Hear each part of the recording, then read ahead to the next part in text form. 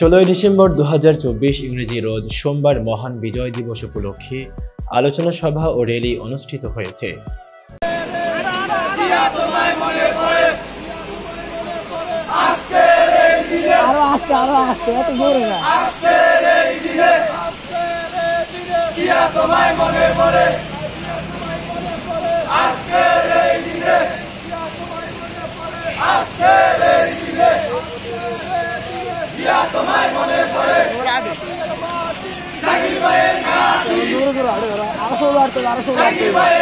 অনুষ্ঠানে নেতৃত্ব দেন নাজিমউদ্দিন আহ্বায়ক, ঘুইঙ্গার হাট আঞ্চলিক।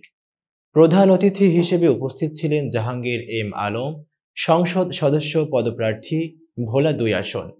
আয়োজনে চরপাতা ইউনিয়ন ও ঘুইঙ্গার হাট আঞ্চলিক এর সর্বস্তরের জনগণ।